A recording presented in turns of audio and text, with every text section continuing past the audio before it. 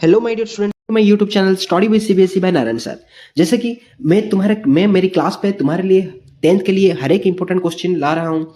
कुछ दिन तक मैं नहीं ला पा रहा था तुम्हारे लिए वीडियो, और मैं आज से मैं तुम्हारे लिए हर एक दिन एक एक नया नया कंटेंट लेकर आऊंगा। जैसे कि आज मैं तुम्हारे लिए लेकर आया हूँ जो कि तुम्हारा pre board upcoming pre board के लिए mostly important mathematics standard paper, जो कि ये प्री बोर्ड का पेपर तुम्हारे बोर्ड के एग्जाम क्वेश्चन पेपर के लिए काफी इंपॉर्टेंट होने वाला है।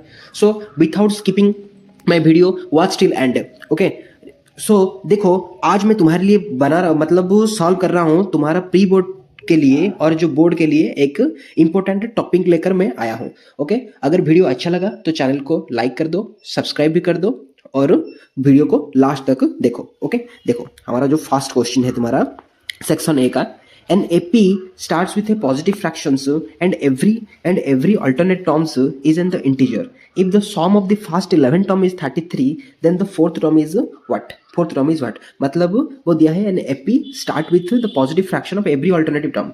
मतलब every alternative term मतलब अगर A1 एक इंटीजर हुआ, so that means A2 तुम्हारा मतलब सॉरी A2 छोड़कर A3 तुम्हारा नेक्स्ट इंटीजर होगा। मतलब इस टाइप का तुम्हारा कंटिन्यू होगा।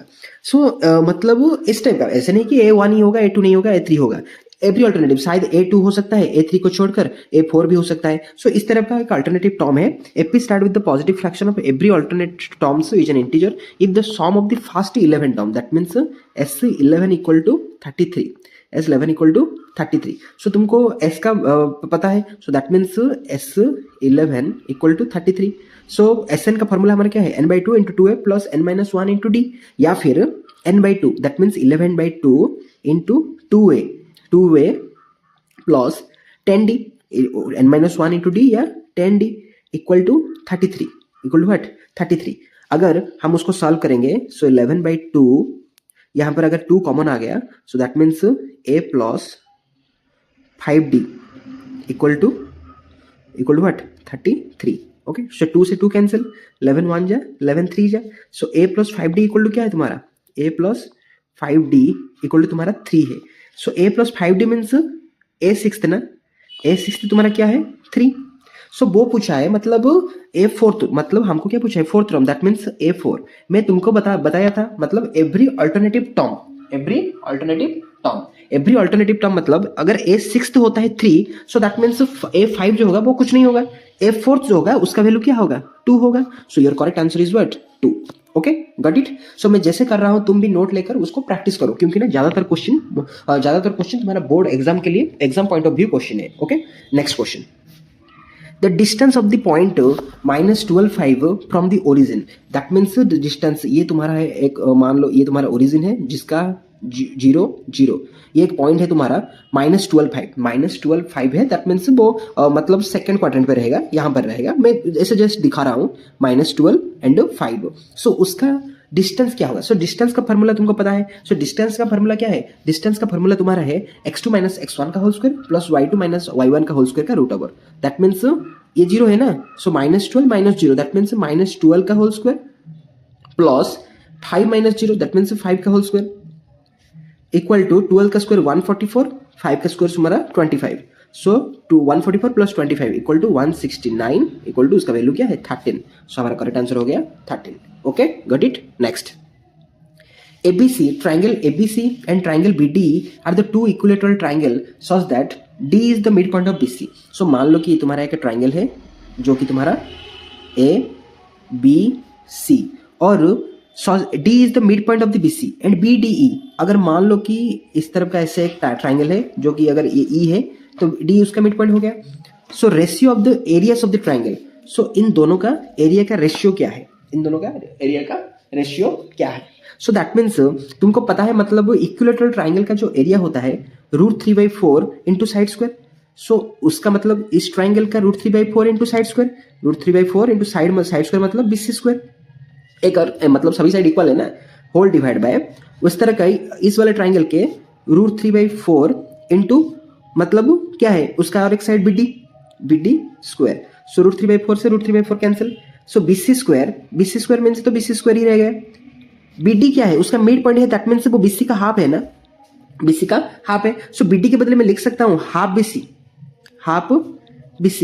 सो half BC means BC square divide by 1/2 BC का whole square, that means 1/4 BC square. Okay, so 4 यहाँ पे डिनोमिनेटर अगर अगर मतलब नेक्स्ट क्या हो जाएगा, रेसिप्रोकल हो जाएगा, सो that means 4 BC square divide bye BC square. Okay, so BC square cancel, क्या आ गया 4:1। ओके, आंसर हो गया 4:1। Okay, clear.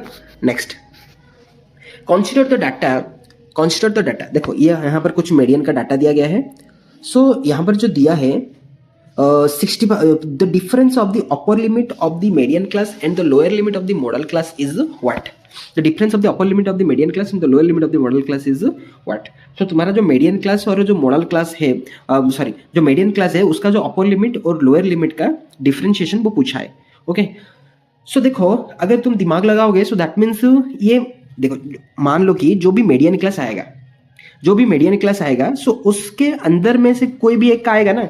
So that means मान लो अगर उसका जो भी टोटल कॉम्युलेटिव फ्रीक्वेंसी निकालोगे और उसके बाद उसको डिवाइड बाय 2 करने के बाद तुमको पता चल जाएगा, मान लो कि ये वाला हुआ या फिर ये वाला हुआ। सो जो कुछ भी होता है उसका सबका सब रेंज सेम ही है ना। 65 से 85 डिफरेंस क्या है 20, इसका भी 20, इसका भी 20, इसका भी 20। सो दैट मीन्स अपर लिमिट और लोअर लिमिट जो भी मीडियन आए उसको हम पता, मतलब जो भी है उससे हम कुछ, हमारा कुछ काम नहीं है। सिर्फ जो मॉडल क्लास होगा उसका जो डिफरेंस क्या होगा, upper limit minus lower limit होगा ना। सो सबका तो upper limit minus lower limit 20 है ना, सबका तो 20 है ना। सो जो भी मीडियन क्लास है हमको कुछ मतलब नहीं है, आंसर होगा हमारा 20।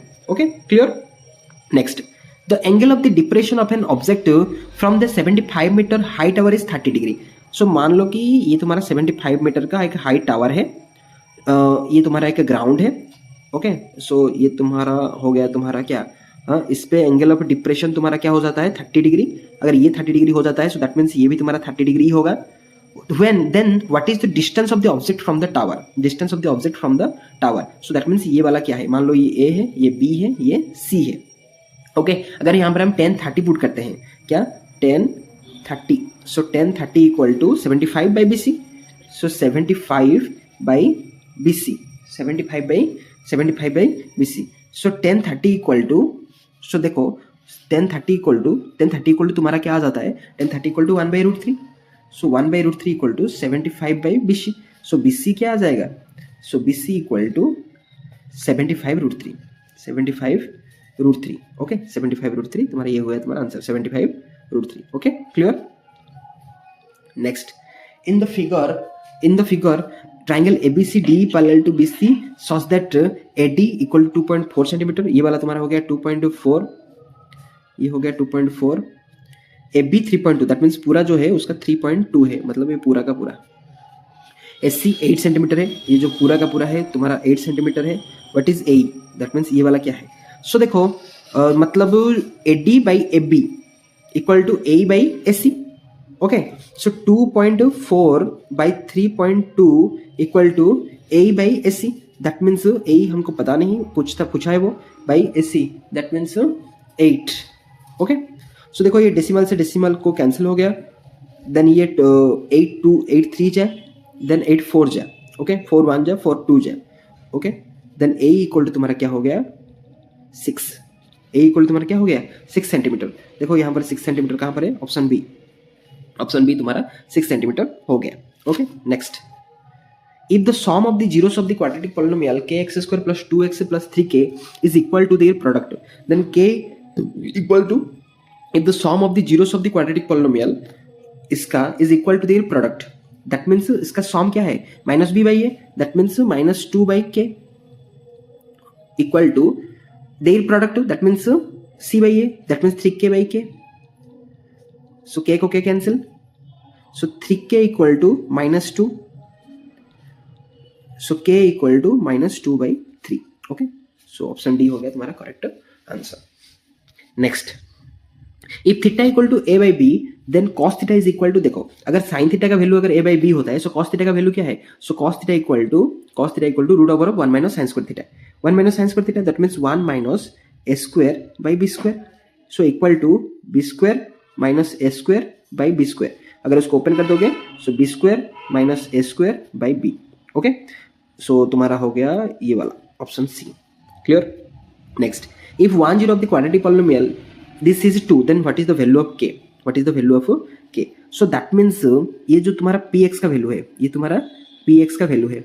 सो अगर P2 इक्वल टू क्या हो जाता है तुम्हारा 0, दैट मीन्स x के पास 0 डाल दो, दैट मीन्स 2k, kx ना, kx means k into 2k plus 3 into x, 3 two जाए 6 plus k equal to 0.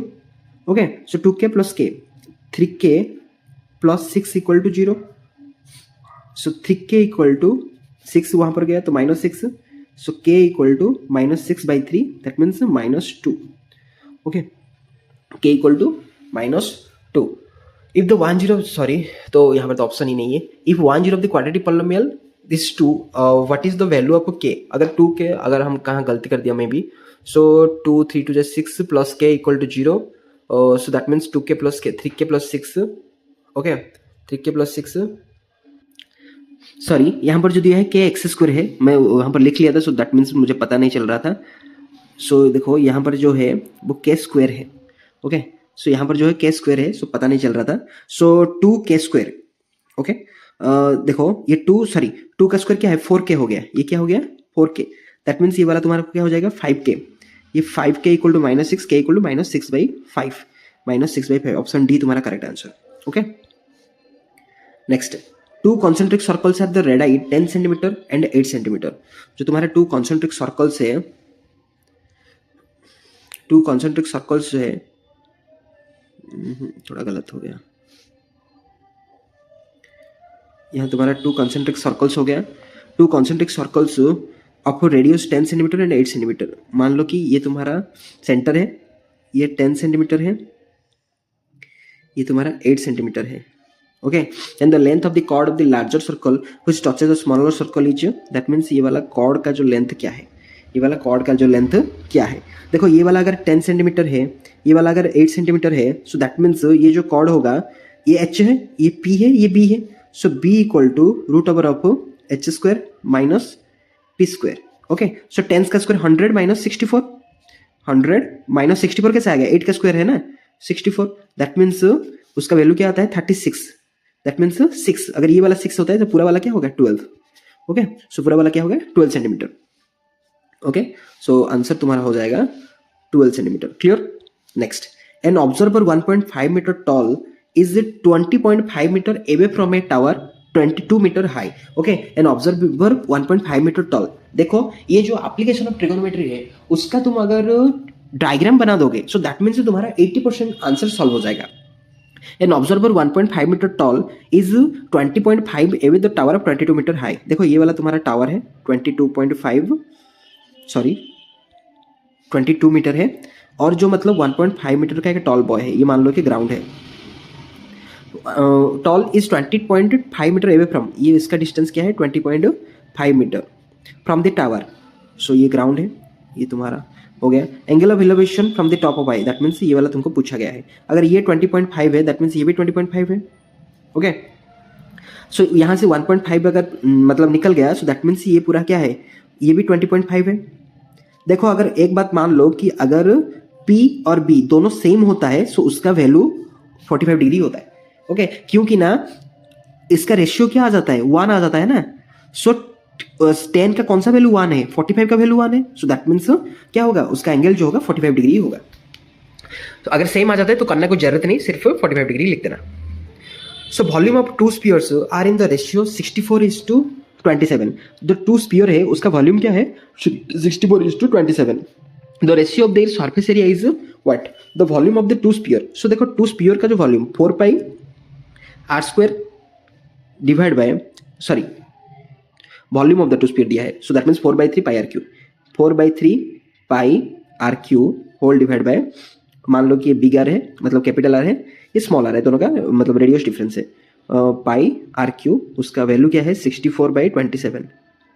Okay, सो 4/3 पाई को कैंसिल हो गया. r³ का रेशियो क्या आ गया 64/27. अगर मैं r/r का पूछूं, सो ये 64 किसका है 4 का है, 27 3 का है. सो r/r क्या आ गया 4:3. So ratio of their surface area, that means 4π, वो क्या पूछा है तुमको 4π मतलब क्या आया था 4/3 आया था, 4πr² डिवाइड बाय 4πr². अगर यहाँ पर 4π का 4π कैंसिल हो गया, r², दैट मीन्स 16. ये r² मतलब 16 ना, ये r² मतलब 9 ना, 16:9. Option D is the correct answer. Got it. Next,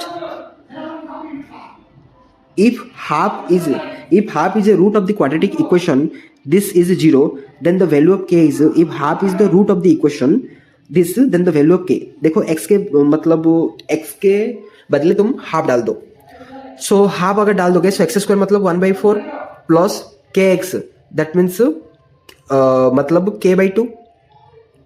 k/2 minus 5/4 equal to 0. Okay, so k/2 1/4 minus 4/4 equal to क्या हो गया, माइनस 4/4. यस और no, equal to 0. So cancel हो गया. So this implies k/2 minus 1 equal to 0, k/2 equal to 1, जो k equal हो जाएगा 2 हो जाएगा. k इक्वल क्या हो जाएगा, 2 यहाँ पर अगर मल्टीप्लाई हो गया तो 2 हो गया. Okay, so 2 is your correct answer. Next, volume of the spherical shell is given by. Volume of the spherical shell is given by. देखो जो स्पेरिकल सेल होता है, स्पेरिकल जो सेल होता है, सो उसका जो वॉल्यूम होता है वो क्या होता है, 4/3 pi capital R Q minus small R cube. क्योंकि ना मान लो कि जो मतलब जो उसका जो लेयर का डिफरेंस होता है, अगर एक वाला अगर कैपिटल मतलब कैपिटल आर हुआ, दूसरा वाला अगर स्मॉल आर हुआ, मतलब 4/3 pi capital R Q minus 4/3 pi small R Q. Okay, so उसका अगर 4/3 पाई अगर हम कॉमन निकाल देंगे, so R Q minus R Q हो जाएगा. Clear. Next, while computing the mean of group data, we assume that the frequency are, while computing mean of group data, we assume that the frequencies are, frequency क्या होगा, so frequency क्या होगा, evenly distributed over all the classes, no, centered at the class marks of the classes, yes, option B होगा. Next, if an event cannot occur, then its probability, अगर event होगा ही नहीं, so that means उसका probability 0 होगा. Simple. Next, the probability of getting a number greater than 3 in throwing a die. अगर तुम देखो die को अगर फेंकोगे, सो दैट मीन्स उसका टोटल आउटकम क्या होगा, 1 होगा, या तो 2 होगा, या तो 3 होगा, या तो 4 होगा, या तो 5 होगा, या तो 6 होगा. उससे ज्यादा कुछ नहीं होगा, कि इससे कम कुछ भी नहीं होगा. तो probability of getting a number greater than 3, that means ये तीनों, उसका प्रोबेबिलिटी क्या होगा, 3 बाई टोटल क्या है 6, that means 1/2 is your correct answer. Sorry, the probability of getting a number greater than 3 in a throwing a die.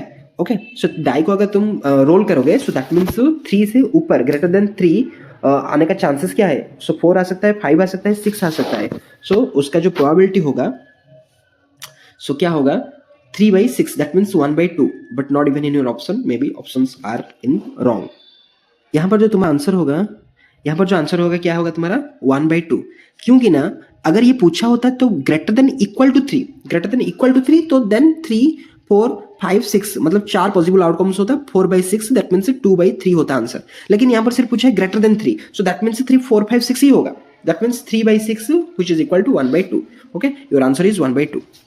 Option wrong है. Next, HCF of two number is 27 and their LCM is 162. If one of the number is 54, then the other number. तुमको पता है HCF into LCM equal to product of two numbers. That means 27 into 162 equal to 54 multiply x जो दूसरा number है. अगर next step होगा, so that means 27 into 162 divide by 54 equal to x. Okay, इसको cancel करोगे, 1 जा, ये 2 जा, ये 81 is your correct answer. Next 19, assertion reason.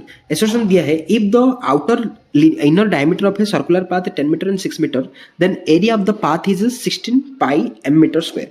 Okay, अगर ये होता है, so that means 10 6 होता है. yes, ये करेक्ट है.